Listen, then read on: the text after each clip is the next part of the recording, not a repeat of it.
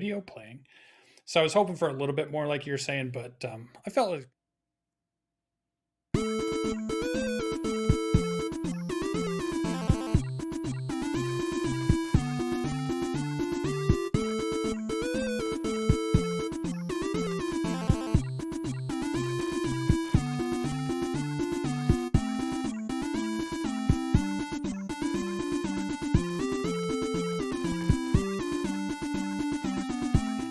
Hello, ladies and gentlemen. Welcome to the Saturday Morning D&D Show. My name is Jordan, with a silent PH in the middle, and I am joined by my wonderful co-host, Sir Lucian, over there at Sir Lucian Gaming, and a very special guest, Mr. Nathan, my dungeon master, my home personal dungeon master. We let him out of the closet just so he could come on the show. Other than running games, he stays there, so... yes, we keep him in the closet. I'm trapped in there. Yes. Welcome, Mr. Nathan. Hello. You might recognize Nathan. He's in the chat a whole bunch as Nathan, I believe. But Nathan is a tabletop enthusiast. You can see behind him, he's got all kinds of crazy arts and minis and paintings and things like that.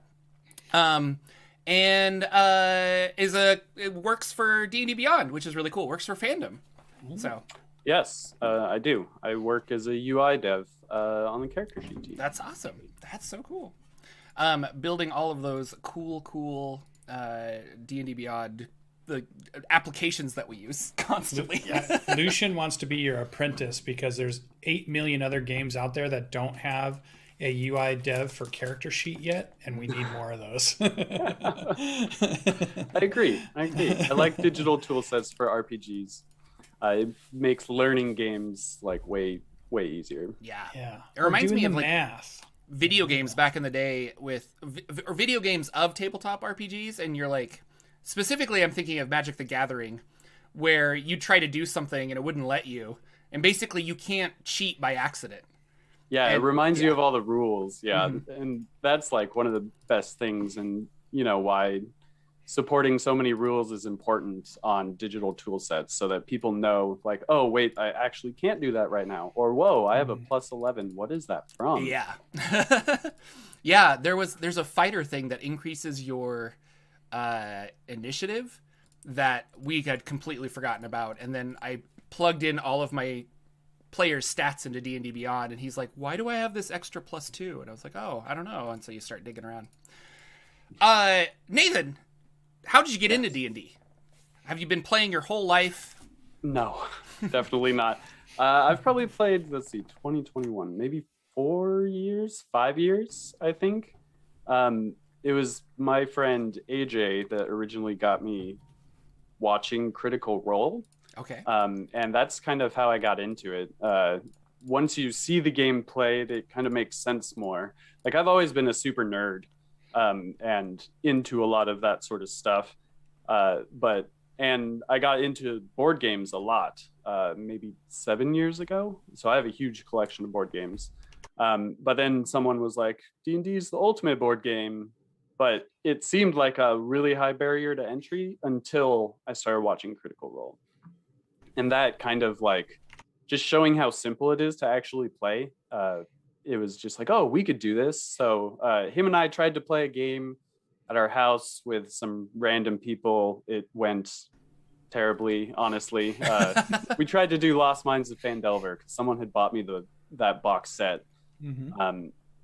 It was all right. But we ended up going to Adventures League. And that is actually where we met Jordan. Hey! And started playing games with him and people there. And then he was like, hey, we should just play games at our house.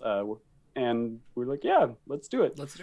But wait, did you know he was the famous Jordan at that moment, or did you not know he was the famous Jordan at that moment? I think he was less famous. Could be. Still am not very famous at all. But no, I think it was like a few weeks into it where he's a pretty modest guy, where he was like, oh yeah, I have a YouTube channel, whatever. And I went and checked it out and I was like, oh, cool. Wow. It's like years of this stuff. So started watching him, following him. And now he's almost at 100K. Oh man, it's so close. I bet it's happening in the next month. It's got to be happening pretty quick. Not in a month. Well, I don't think so. We'll see. We got to push, guys. Everybody out there. Let's spread the good word of Jordan. No, it's funny. And if you listen to the Saturday Morning D&D show, you'll see the whole, like, I was playing with my home group and wonderful people, but, like, they all have a lot of stuff going on in their lives. We're all actors and stuff. So they were like, oh, I can't play tonight because I've got rehearsal or I've got this. And so we were averaging, like, 1 or 2 games a month. And I'm like, I gotta play more D&D. Like, if this is gonna be the YouTube that I'm doing, I gotta do this. So I'm like, I'm gonna give Adventure League a try. And that was fun. It was hit or miss, though. But I do remember, like, because a lot of, I don't know, it's a weird vibe, Adventure League. Like, there's odd people that go there. But Nathan, you came in with AJ, and you guys sat down. You're like, I'm a drow thief. My name's Chafe. And, like, I don't know, we just kind of clicked, and I'm like, they seem like they're on the same level as me. So I think it was after your character died, I was like, we could do this. I'll run a game for you, and we can drink beer at my house. And both of you were like, we're in.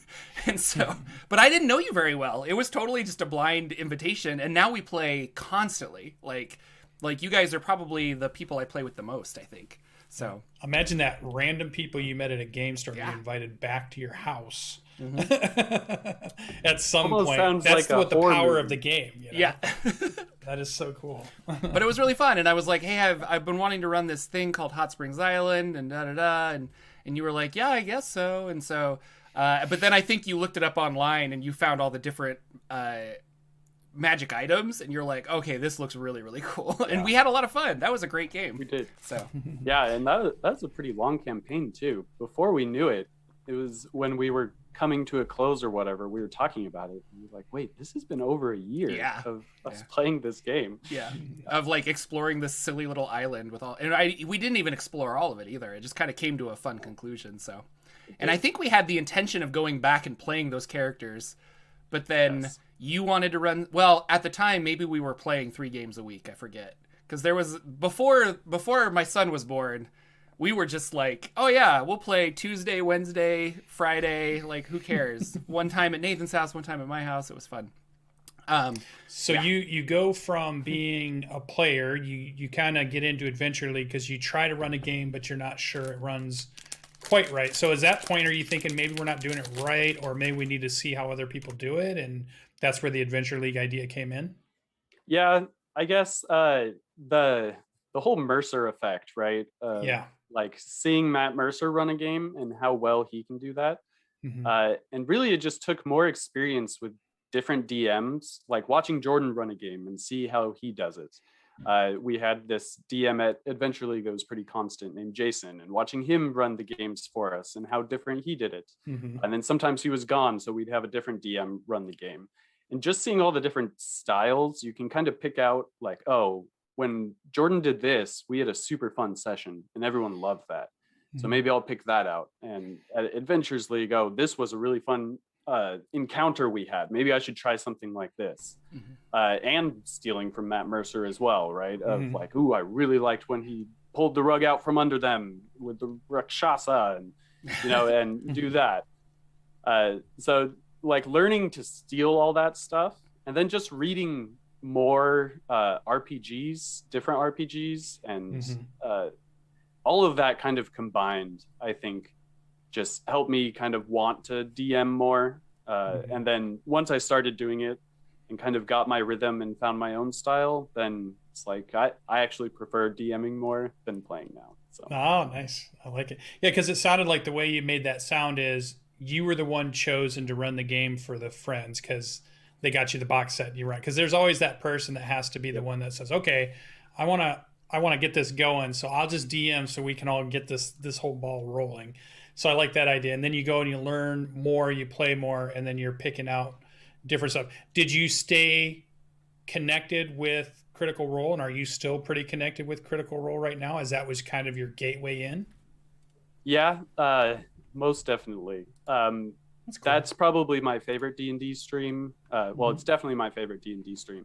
And I'm like, I think I'm 4 episodes behind. But other than that, I've seen all campaign 1, all campaign 2, up to where I am. So I'm still super into that. And there's like, although I try not to compare any DMs to Matt Mercer, but Mhm. there is no better DM than Matt Mercer in my It's my okay to opinion. be a fan. Yeah, it's great to be a fan. Like it's just great to watch him take it away on certain characters and how he Mhm. can switch between them just at the drop of a pin. Like, oh, it's Very cool. wonderful. And they have so much fun playing together, and I think that is another aspect. Like, you were talking about like finding your DM style, but I also think like there's a point where you understand your players. You're like, they really like to solve mysteries, or they want to just get loot, or some people just want to like kill a bunch of stuff and things like that. And when you find out what they're interested in, then all of a sudden the game seems to be more fun for everybody at the table.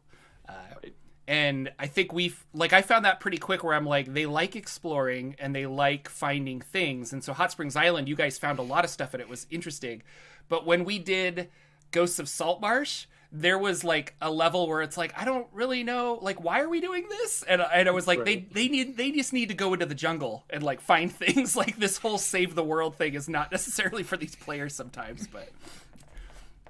And that was the TPK, so there you go. Yeah, there you go. Killed them right off. They just need new characters, is what they need. The first time I remember Jordan mentioning you DMing, it may not have been your first DMing, but I feel like it was you decided to do a Wildmount game, right? Or did you do some more DMing before that too? It was the Warforged 7. Yeah, so my 7 Warforged Eldritch Knight. That was right there. Yeah. But yeah, that was kind of in my own world. Okay. And I super wanted to homebrew my own thing, and at the end it was generic fantasy world 1. Like, right. That's all it was, right? And like, the towns were mine, the map was mine, but everything is just like normal. So that it was fun, and we had a blast with all those characters, but it wasn't satisfying, I guess, creating that world very much. You still wanted more at that point. Yeah. So I'm running a game now, and Jordan is actually not playing in this game, but I wasn't invited. Sadly enough. But in a new world I created, and it is like a Feywild, but plane hopping and everything hasn't occurred for 12,000 years, and it's kind of legend now that there are other worlds. So any spell or anything that interacts with any other plane is not allowed. I restricted races, like humans don't exist here, dwarves don't exist here. Did all that to kind of make it more unique feel. But the players just found human, and so that was fun. Like, oh, it's shorter than an elf, it's a little stockier. It looks really gross. It has rounded ears. And what is all that fur on its that was face? kind of a fun thing. Yeah. It's so savage. Did it just kill its partner? What did it do? That's fun, yeah. though. Like, and I think that's how a lot of campaign settings are going in the future. Like, there's in the Forgotten Realms, and Eberron is written this way too, that like everything within D&D is allowed in those campaign settings. But for me, and obviously for you too, like, it's more fun to kind of restrict things. And with Ravnica coming out, I think that's exactly what they're doing. Like, I'm reading a lot of the old AD&D Ravnica, and they specifically are like, these abilities don't work the same way. Or not Ravnica, Ravenloft, sorry. Yeah. But like in Ravenloft, they're like, these abilities don't work the same way because we're going for a very different feel for this whole thing. And so when you were like, yeah, we're not going to have any like gates or planner spells, the ethereal planes kind of like, and then, yeah, you were saying, like, if you want to play Jordan, you can be a grung. And I was like, oh my gosh, I want to be a frog person so bad, but has not worked out. I think that was knee deep in Rod of Seven Parts. And now that that's done, but convincing that I can run away 2 or 3 nights a week to play D&D is difficult. So. Oh yeah. And kids and everything, they're more important anyway. Yeah. So. Yeah. You just got to get them old enough so they can play in your games, and you're all set. Yeah, and I've actually started running a few games for my 2 kids. I've got a 9 and a 7-year-old. So, and I've been playing like wardlings, like 5e supplements that are kind of kiddish. There's a fun game called No Thank You Evil that you might check out that is like RPGs for kids, and it's just like you gotta go stop by evil. Monty Cook. And Monty Cook did it, yeah. Company. Super Very fun. cool. You mentioned other RPGs, so now that you got the Critical Role D&D like bite, So you haven't done, you running didn't around. do 4E, you didn't do the original. You're a 5E. D&D is what you know and what you've done. Have you thought about delving into any of the history of the other D&Ds, or have you gotten a chance to play in any of the other versions? So we play twice a week right now with our group. Jordan's once a week with us.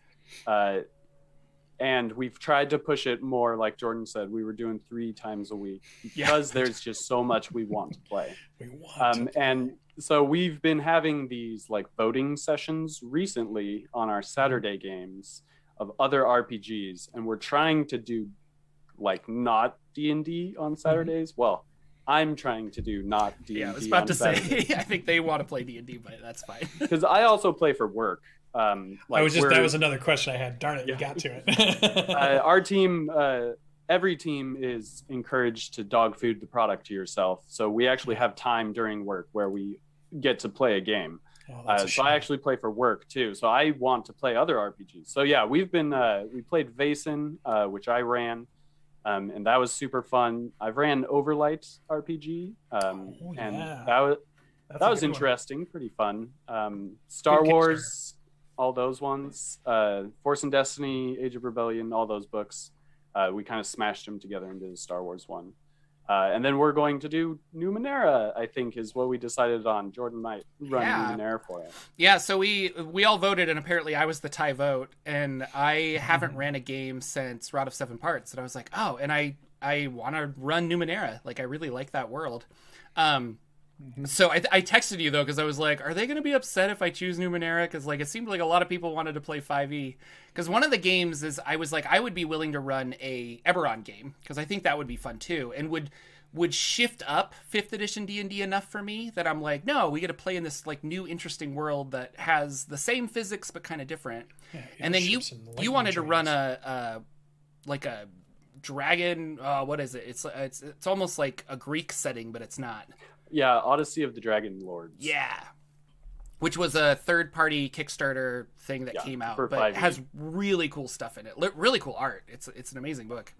Mm-hmm. But yeah, so since I was the tie-breaking vote, I went with Numenera. So I bought an adventure. I'm reading through it. I'm brushing up on the rules and remembering how elegant the Numenera system is and how much I really enjoy it, where like combat and social encounters just kind of like, they don't feel the same, because you definitely have like, I hit this guy, but like it's just fluid. Like it just kind of, there's no like initiative go, like it just kind of, things just happen, and I like that a lot. So I'm hoping the group likes it. We're gonna have probably, I don't know, 4 sessions or so, and then if we finish the first of the 3 acts that this adventure is and they don't like it, then we'll switch something out. But I think you'll really like it. There's a lot of times where I'm just like, I know Nathan will enjoy this. Yeah, I'm pretty excited to play it, honestly. I had flipped through it, and I had kind of wanted to play that in the past. So when that like came up as one of the tie votes, yeah, because we took all the physical books we had of these games and laid them all out on a counter, and everyone had 2 scraps of paper, I think, and you could place it on a book, and we ended up with a 3-way tie between Eberron, Numenera. Then I wanted to run like a Black Company type game. And so you're speaking my words now. You're speaking my words, Mr. Campbell. Yes.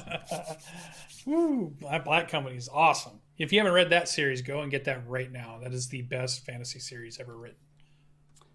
I've only read the first one, and I would asterisk that. Like, it is a great book. Oh, it's so good. The writing style is a little strange and takes a little hard to get used to, but it is good.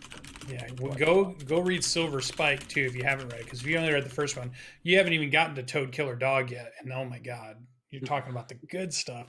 That's the fantasy series that I felt like drove me to play more D&D, because I wanted my D&D games to be like Black Company and working for the lady and being a mercenary company, and that whole thing was just so awesome. Good stuff. I like Nathan better and better every time he talks about stuff now. And Colville pulls a lot of inspiration from Black Company stuff Yeah. too. If you ever read Colville's books, they're really good have. too, and they're very Black Company-ish, very same style. It's very cool. They're excellent, but I'm afraid the third one, Fighter, is just never going to come now. I know. Doing all this D&D so stuff. Sad. He's got so many projects now. It's crazy. So you get to play for work, which I think was the cool thing that you got to say, and a cool campaign there. 5th edition. Do you guys rotate GMs there? Do you have one that just loves to do it and is running a full campaign? Are you running the books themselves, or are you still doing homebrew worlds? So I have worked there since October. So that's when I started. And our team kind of, a lot of people got hired on our team at that time. Mm-hmm. So we ran a game with our PM being the dungeon master, and he like got us started. And so we're kind of like pirates with a fort, and going on these adventures for treasure. So he started by running part of Tomb of Annihilation, just a segment of that. And then we rotated to someone else. And he ran something that was just like super meta. Like we fell into a map, and it was like a D&D map, and all these boulders, geometric boulders were falling on us. And we were like a gray tone miniature. Oh, that's funny. And we were at a con on the table with people playing D&D. And we like eventually grew to the size of them. And then like we had this huge combat at the end with Dr. Horrible from Dr. Horrible's sing-along, whatever, with Neil Patrick Harris. Yeah. So he was like the main bad guy, and we fought Batman, Lego Joker, and it was like, it was a wild adventure. But now we're all back in our pirate fort, and someone else is taking the DM torch now. But that was an attempt to try to use our tool set for a different style of play, to see how well it worked. And with homebrew feats, you can do quite amazing things on the character sheet. Yeah, that's very cool. God, there's like the millions of questions we promised not to ask you about your job, because everybody wants all the cool inside information stuff. But I think it's cool that job. At a job that you have, they want you to play. They let you play. It's part of just being into it. But I assume it also what you get is just team building, camaraderie. You hang out with them more than you would if you were just in your cubicles, all doing your code monkey stuff. And I'm a programmer, work with programmers all the time too. So I get that, but I think it's cool that, could you imagine that, Jordan, your whole team there at work gets together and lunch and plays, 45 minutes to an hour of D&D every day, and then jumps back to working. Which you could do at my previous employment. Yeah, actually. We did that. Like I started D&D at lunchtimes, one day a week, and we all played there. So it wasn't much of a change actually for me to come over here. This is just not part of my lunch now. It's just a normal meeting is scheduled once a week it's D&D time. That's cool. So Fandom is branching out. Fandom owns D&D Beyond, and they want to get other RPG systems to be online, much like D&D. So you are playing D&D games, but I think they bought Cortex, or they're developing stuff. Yeah. So are you playing any of those as well, or not currently? Okay. But our team is newly fresh into our whole party in D&D space. Yeah. And there are a few of us on the team that are huge Dragon Prince fans from the creator of Avatar: The Last Airbender, and I'm a huge fan of that too. And Cortex is a system to build other RPGs on top of. And so one of the properties that Fandom is doing this for is Dragon Prince with Tales of Xadia. And so when that comes out, I think we'll switch over and play that, because I like that world and the whole idea of all the different types of magic that you can do, and humans aren't magical, but they have this dark magic. Great world building. Those guys really know how to build a world. Yeah, it's really cool. With I'm trying to remember, D&D Beyond did a video where they showed off the Cortex system, I believe, with Dragon Prince. So I'm excited for that. Is that's that's not going to be like a, well, maybe you can't answer this, but it's not going to be like a subsystem of D&D Beyond. You'll probably go to like dragonprince.com or something, and then they have their whole so thing there. the preview site is already out. Oh, now. okay. Talesofzadia.com is the website, and it has the basic rules out there right now and the playtest. So everyone could go hop on there and playtest Tales of Zadia to their heart's desire.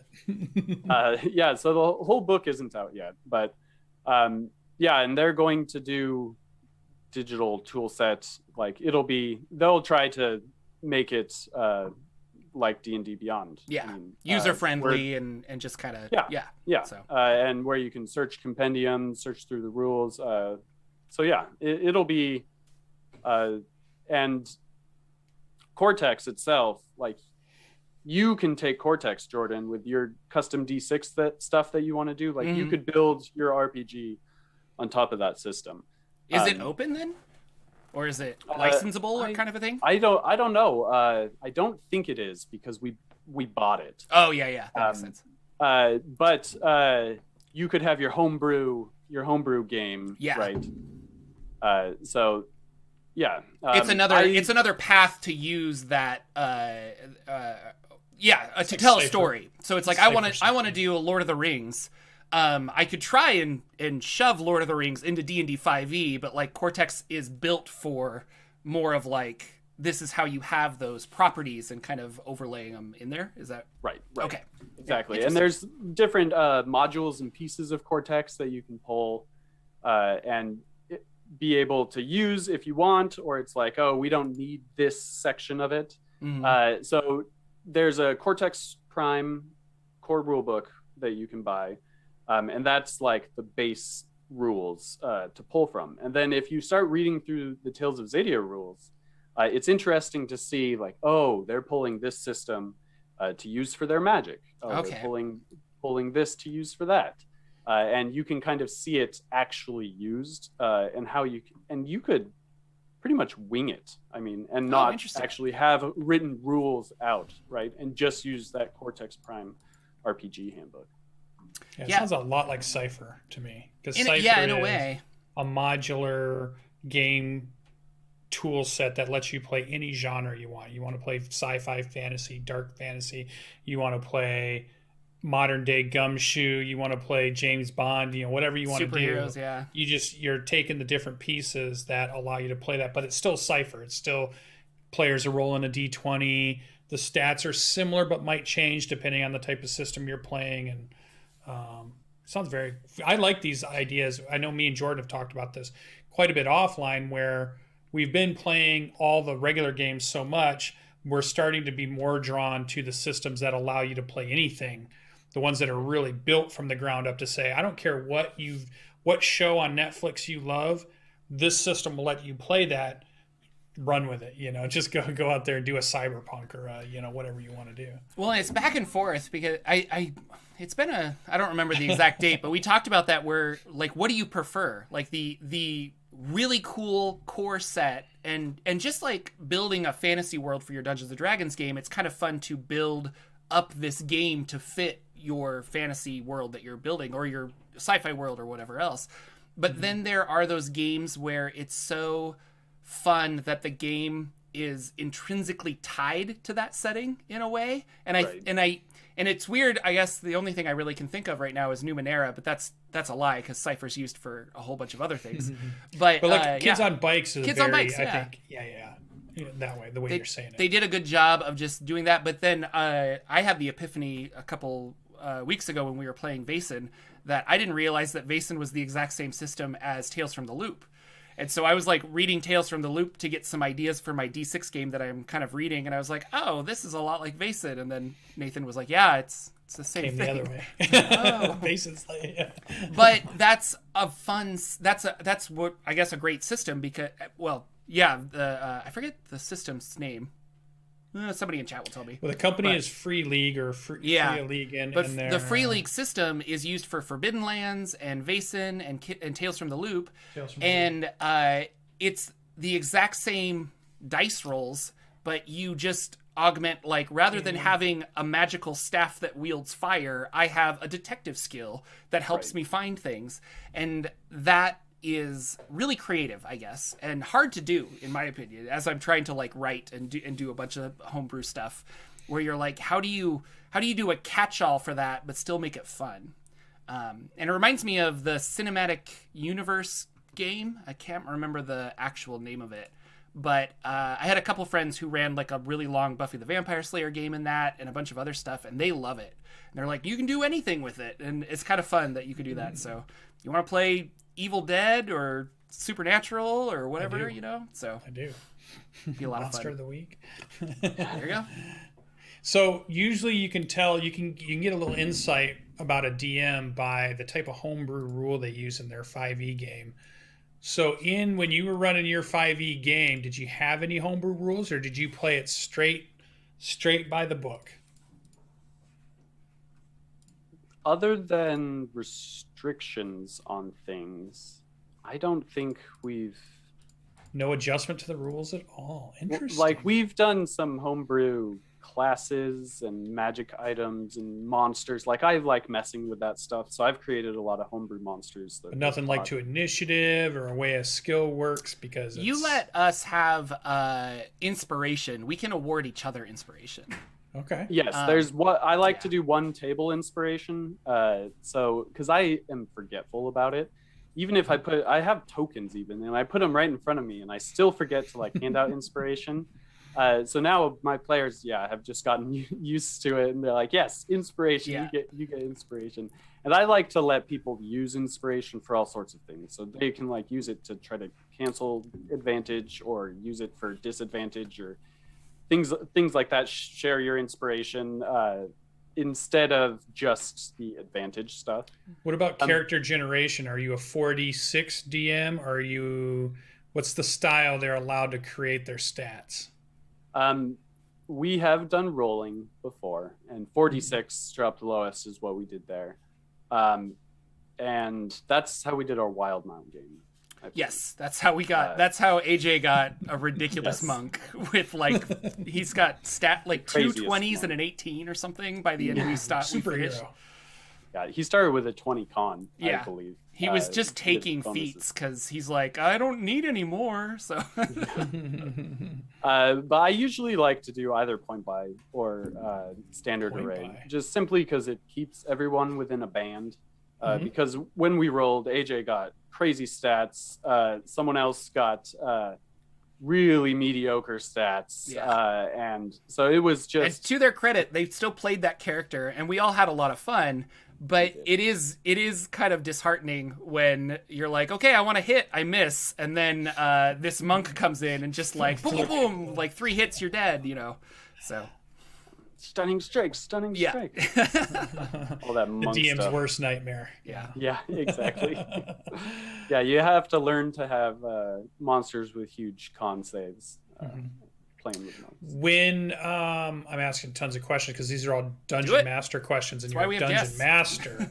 Yes. How often were you fudging rolls behind your screen to make the combat last a little longer and be a little bit more fun, or were you a straight dice the way they are kind of Dungeon Master? I try to be straight dice, but I also want the combat to be enjoyable. Are you adjusting hit points in the background or something every now and then to make it last one more round? Or right, hit points not as much. I usually stay the same with that, but all like if I roll all 3s or all 1s on d8s for the damage or whatever, I'll bump the number up a little bit, to get some more drama in there, especially if the characters are just slaughtering right now. Then, makes it a little bit more fun.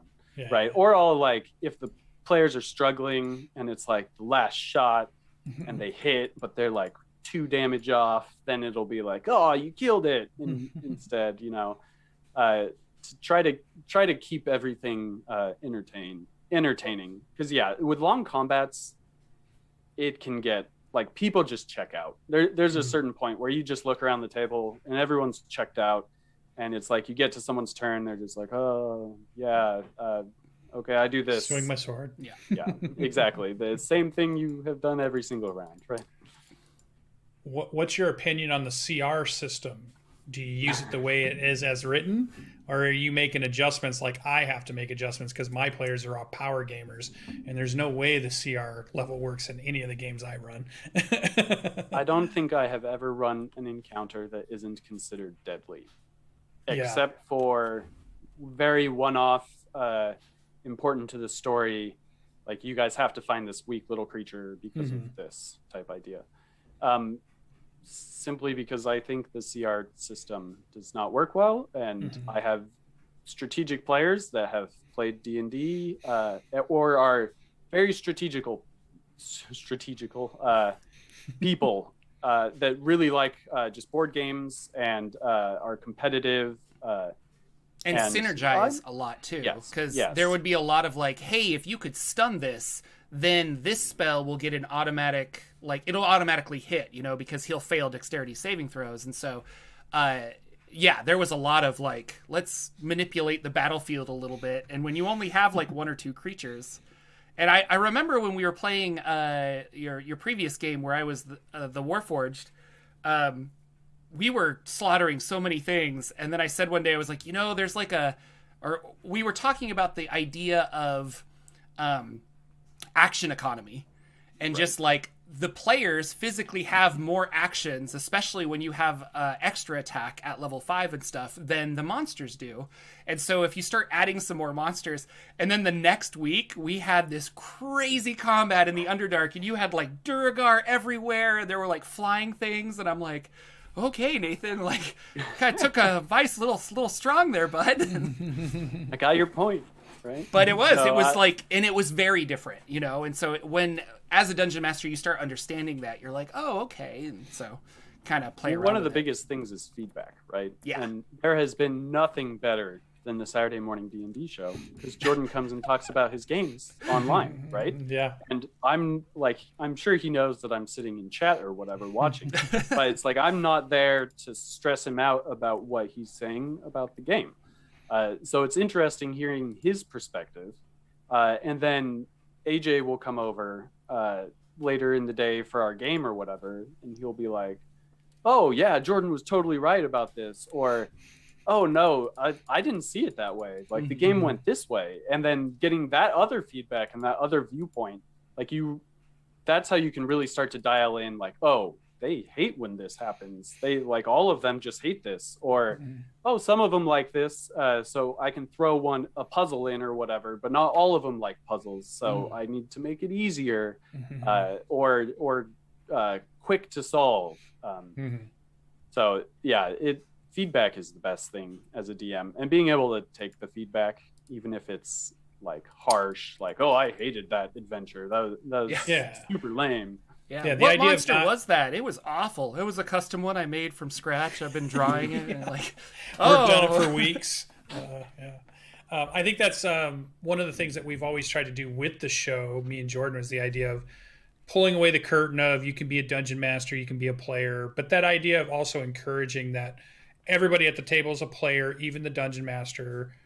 It's not my game, it's our game, kind of that idea of we all can talk. If we don't like a rule, let's talk about it, and let's just get rid of this rule that everybody hates, and we can move on and we can have fun. You know, we want to have fun when we get together and enjoy that time that we're taken away from everything else to come and play this cool fantasy, whatever that we're doing. So I think that was, I always like it too. Danimal, my dungeon master, who is on constantly with us all the time, from Australia, makes him cool. He does the same thing. I get messages from him all the time. He's like, "Oh, is that what you thought about, the game, or just checking in because it seemed like this was the way you talked about it on the show. I was wondering about this thing." And I like the idea that he's getting really good feedback from at least a player who's paying attention to other things besides just the game, to say, our group liked this, we lost concentration here, or this didn't, that seemed to go really weird or strange. And it's been interesting, and I enjoy the dynamic of talking about how a game went, or what we thought of how the game went, or things about the game too, not just what our character is going to do in their next level, or whatever it might be. So think that's cool, and I'm glad that that's working out for you guys, and it works. Your games have always been entertaining from my side to listen to what Jordan talks about in the games too. So, or his Hot Springs Island game too was fascinating to me.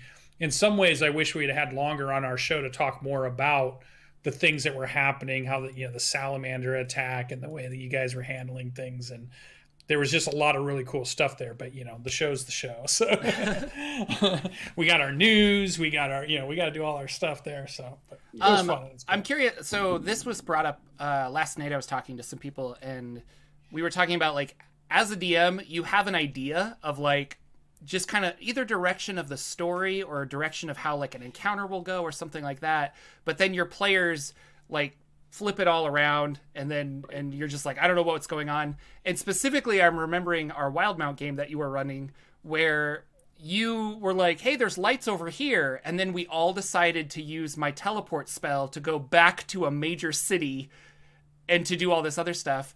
And you go with it because you were like a fine DM. You're like, if that's the decision you want to make. But was that a hard lesson to learn? Not necessarily that thing, but just as a DM in general, where you're like, this is the fun. Like, why aren't you going to the fun rather than doing all this other stuff? Do you find that happens a lot, or how do you deal with it? Yeah. So Sly Flourish, lazy DM. I like to read a lot of his stuff. When you have your secrets or your scenes, you don't necessarily need to say where they are, right? Mm-hmm. So you can, as a DM, you are God, right? So you can control what is going to occur where. And I think learning that and how to do that smoothly without the players actually knowing, that is one of the best skills you can have as a DM. I'm not superb at it, and when you guys do things like that, it forces me to have to do that stuff. But yeah, you guys teleported back to Zadash and went and talked to the gentleman, but there was other information you guys like needed first, and you guys ended up going to Pumat, I think, and he told you that instead. So like placing things in different areas for people, and being able to make it seem like it was meant to be there all along, like that is the skill that you have to utilize in that situation. Because yeah, there was another session too where you guys totally like turned right instead of left, and it was nothing I had planned whatsoever, and it was like I just had to roll with it and kind of wing it. And some of those situations you do have to kind of wing it, but the biggest thing is like your players don't know what's over there. Like they don't have that in their head. They don't know who's there, who they're allied with or whatever. So it's like just coming up with anything that seems relatively possible. I mean, most players just go for it, and it's like, oh, nice. Yeah, he probably had this here all along. Like they're never. Yeah, I think that's a good idea. Or I like what you said, because I'm thinking of from a player perspective. I've never been like, well, I don't know what's to the left of this dungeon, but they decide to go left, and you could put something obvious like, oh, the dungeon keeps going, or oh, there's a spider there, or something like that. Or you could be like, yeah, it turns left, and all of a sudden like there's grass and moss, and it leads to a forest, and you're like, what? Your players are never going to be like, man, the architect of this place is terrible. Like, did you do this? This doesn't make any sense. They're never going to be angry at you. They're going to be really confused and like intrigued. Like, why does this turn into a Narnia? Like, that doesn't, where are we? And they start trying to figure it out. And that's part of the fun for me of Dungeons and Dragons, I think, or just RPGs in general, is building the world with your players, but like they don't know that they are doing that. You can obviously ask them like, what do you see around the corner? And I've done that in games too, and that's kind of fun for them to be like, oh, I see this. But at the same time, just that I'm like, I don't know, and they're like, oh, okay, well, like, are there birds? Yeah, there are birds. There are owls because it's dark. That's right. Do you want to go talk to a bird? They talk? Sure. You're like, and you just kind of say yes and keep going. And then by the end, you've created this whole like weird Feywild dungeon thing. And it's like, oh, that's fun. So Yeah, I know you're an actor, so you've probably done a lot of improv stuff. But I had these classes in middle school, and one of the things we did heavily in one of the classes was an improv stuff in games that we would do, and it's just it's a great mind teaser by working through something like that, and that's really what D&D is, right? And having that yes and mentality, and whatever your players say, like hopping on the coattails of that, and is like, oh, is this forest and moss area all spooky and there's fog? And you're like, yes, there is fog everywhere. And like even their explanations for things, like when they're talking to other players and they're like, you know what? I bet a ghost is haunting this place. Mm-hmm. We should find out like who that ghost is. And like listening to them say that at the table, then you're like, yes, the ghost is haunting this like place. Or it was Old Man Jenkins the whole time, and he would have gotten away with it. Right. If you make your players think also that it was their idea, even if it was their idea, then they just think they're that much smarter too. And that's the real thing of being a DM. Like, you're not against your players. You're all playing together, and they want to feel powerful. They want to feel smart. They want to feel like they are the heroes of this story. So you really want to latch on to that and give that to them. And crush them. Oh, sorry. But yeah, that's what makes everyone have fun, right? Is swinging some crazy sword and doing 36 explosive fire damage because the sword's crazy magical. Like, that's what people want to feel Things like. we don't get to do in our normal life. Yeah, exactly. Flaming swords. That should bring us to the golden question then that every DM should have to answer at some point when they're in an interview. How do you prep for your games? Because as a dungeon master, it's the one thing you do different than the players is prepping sessions that they never are really involved in. So what does Nathan's DM prep look like for? Are you doing stuff a few days in advance? Are you doing things an hour? Are you trying to prep 30 minutes before the whole session starts? How does Nathan do it? It depends on my week, honestly, of how much free time I've had. Mm-hmm. One of the biggest things that inspires me is miniatures. And that's why I like to paint minis and everything. And I like to have big set pieces out on the table. That sort of stuff is fun for me. So just like looking through what minis I have, going and buying new minis, or now printing my minis, mm-hmm. And looking through files and stuff, that'll be like, oh, I wonder how I could use this, but how would they be involved with the plot that's going on right now?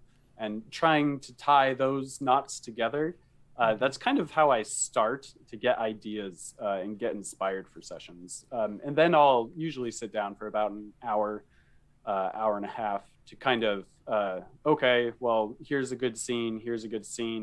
These are the pieces of information they need to advance the plot forward, so I need to shove those in somewhere. Here's the stats of the creature. Here's the maps. I've drawn lots of maps, and I have some dungeon tile stuff now. So now I mainly try to build maps, and I like to keep those out hidden, and then encounter and pull those out and stuff. And it's like, oh, then the players are like, oh, now I understand what you were explaining. I can actually see it. Mm-hmm. That's the Mercer effect right there. That's a very Mercer thing. Let's bring out the diorama. Yeah. Which is funny because all of season 1 campaign 1 of Critical Role, I only ever listened to the podcast. I never watched the YouTube videos at all. And then I started watching some of the YouTube and like seeing the crazy maps that Matt did and stuff. Mm-hmm. And I was like, oh yeah, that's fun. Very cool. So actually, that brings me to a question. You're coding an online D&D tool. You're working for D&D Beyond. You are playing online with those people. But do you prefer, because you have all of these minis, you have all of these dungeon tiles and things like that. Do you prefer the table then? Is that? I prefer in person, mm-hmm. And it's for many reasons. I like the miniatures and that 3D effect that you can get. It really, like, the whole immersion thing, it really gets people into it, I feel. But I also, like, there are just some times online, and it happens in Zoom meetings everywhere, where it's like, nope. you're talking. Oh, Yeah. no, I'm talking. And it's really hard to have natural conversations that way. And especially with a bunch of friends, and this happens to our group, even at the table, who haven't seen each other like in a week or so. And it's like, oh, this happened in my life. This happened in my life. I got a new job or whatever. Yeah. I bought a house. Yeah. And there's just like side conversations that tend to happen at the table. And I feel like they're less disruptive at the table versus online, where someone will bring something up and then like the whole group has to stop so that, you talk about that thing or whatever. But yeah, that's just the difficulty of doing video calls, though. Honestly. Yeah. No, I guess when we first started, Lucian was very much a online and still are, yeah. Still love it. And I don't mind online at all, but there's just that tactile feeling of like picking up your mini and being like, oh, look at his little sword, he's gonna go right there, or like, can I look a little closer at that monster? And it's weird because I feel like I should be such an advocate for theater of the mind, because it's like, oh yeah, let me paint a picture with my words, but really I just want to be like, look at my cool monster, and like hold up some like mini that I have, because I don't know, that's just like fun for me. And I like props at the table, and I like physical maps and things like you find a clue and you can kind of just drop it down. Like those are really fun. And I don't feel like I get that as well. But you're right about the Zoom meeting things, because running Rod of Seven Parts for a little under a year, like 10 or 11 months, that was similar, where it's like, oh, did you? Okay, sorry, I'll be quiet, and yeah. See, our group. What's interesting about our the online group that I play with quite a bit is we're in Discord for voice. We're playing on a tabletop that has vision set up so that you can only see what your character can see as you move through rooms and things, and you're moving a miniature, you're rolling the dice, and we're playing the game. All side conversations happening in the Discord chat. So while we're playing, we're furiously typing bullshit to each other about what show we watched or what we did, but the game is still going on, and we're listening to the Dungeon Master and whoever's up and what turn is going on. But then the rest of us are making potato head jokes, or we're referencing music, or we're throwing up memes in the background. But that's all happening on Discord, away from what you see on the streams and not the interruption of the thing. And what's gotten me really at this point is dynamic lighting, of moving your stuff around, and you see how torchlight affects where you are in a dungeon as a dungeon delve, and you're moving around, and you can throw artwork up on the screen. You can do I just love it so much. And you play more, which has to give it a huge plus over the table, which I think is fun, but seems to be a one a month, one every 2 weeks is when you normally can get a group together. Some of you are more lucky if you get everybody together a week. Well, I was about to say, you just got to go to Adventure League and meet some cool people, and then you'll be playing 3 or 4 times a week. Then you could, yeah. Well, my game store does one D&D night, though, because the rest is Magic the Gathering. Well, no, I'm saying find people, and then they play. That's what we did, basically. Yeah. And we were playing so many games. It's like Nathan was running a game, and I was running one, and then he was running another game, and so... Yeah, that's also a downside, though, right? Is because we all love RPGs. Everyone in the group is super passionate about RPGs. My wife plays with us. She likes board games. Like, she likes RPGs and she plays with us, but she likes to play board games. Mm-hmm. So, like, those board game nights have gone to very, very minimum. That's true. We play a lot with our kids, but there's a lot of complicated ones that they aren't old enough to play yet.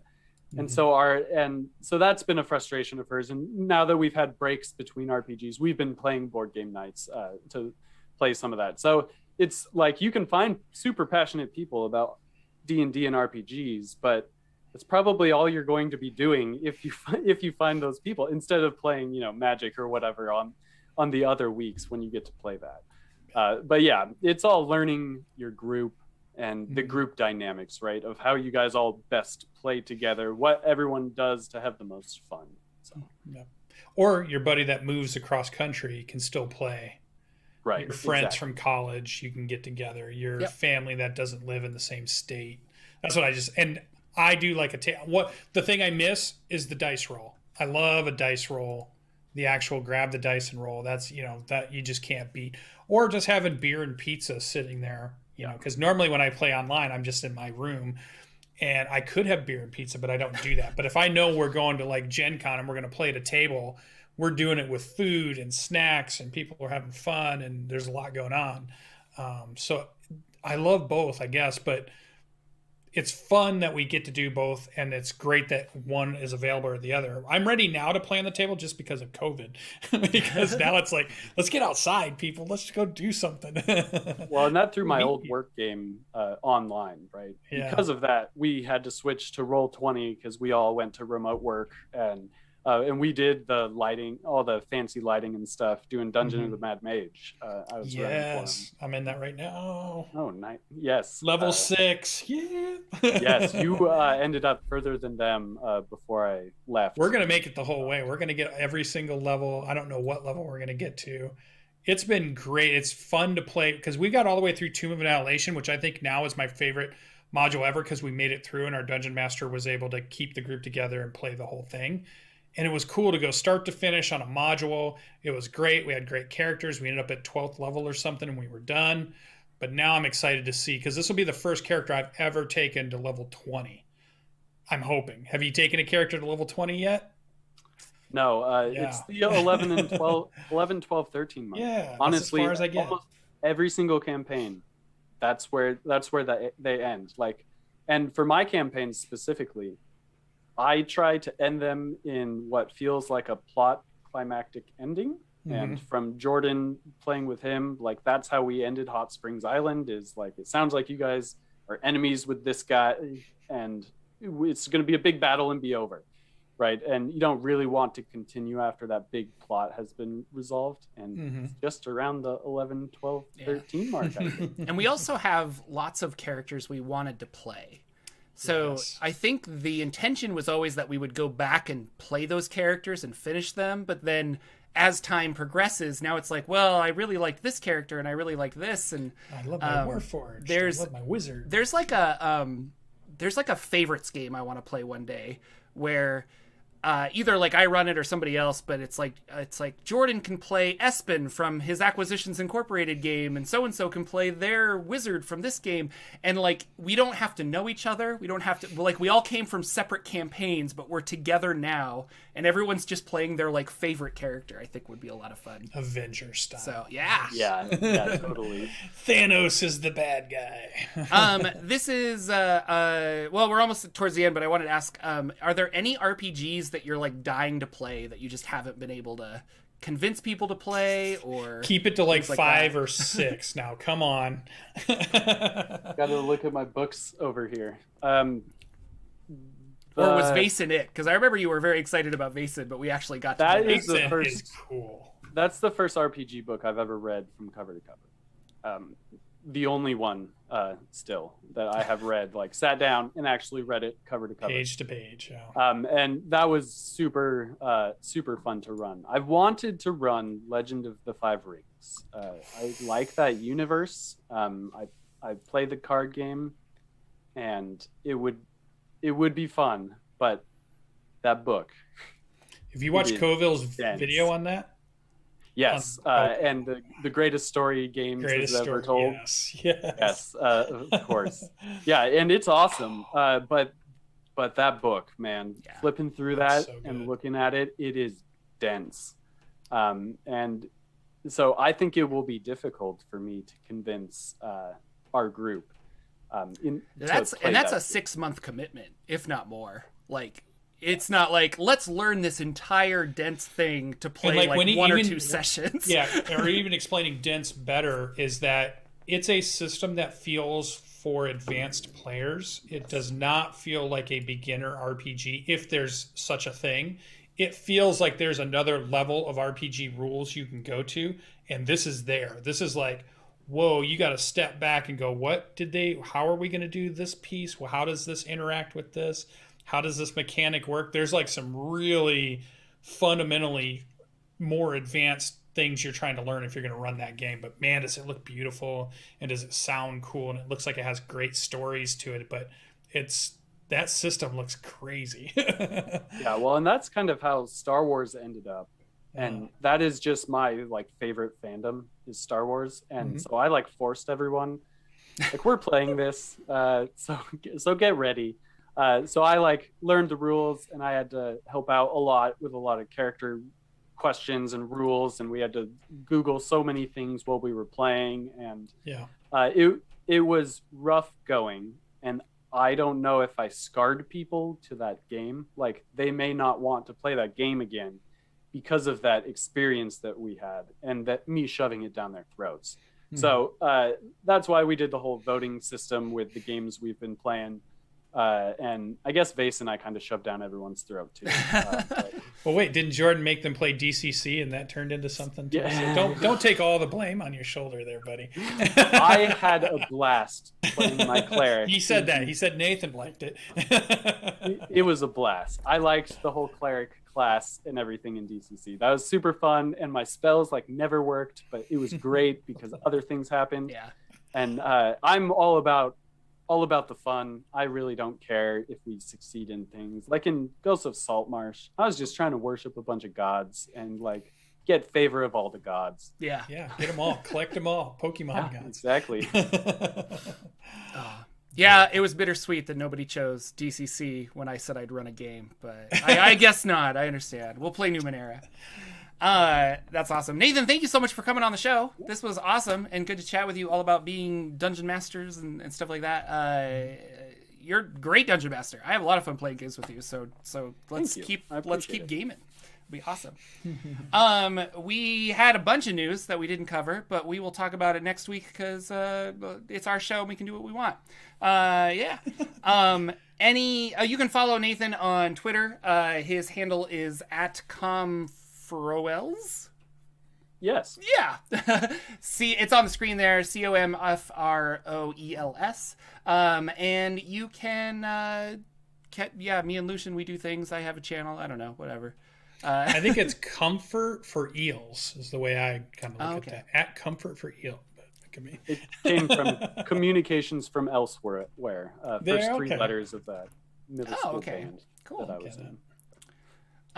Well, Mr. Lucian, anything else we need to say before we go?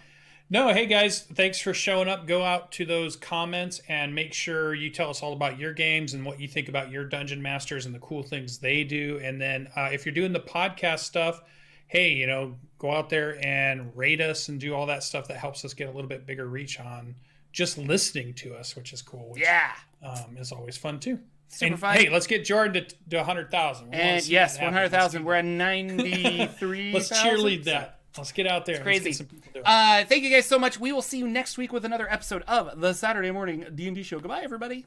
Take care.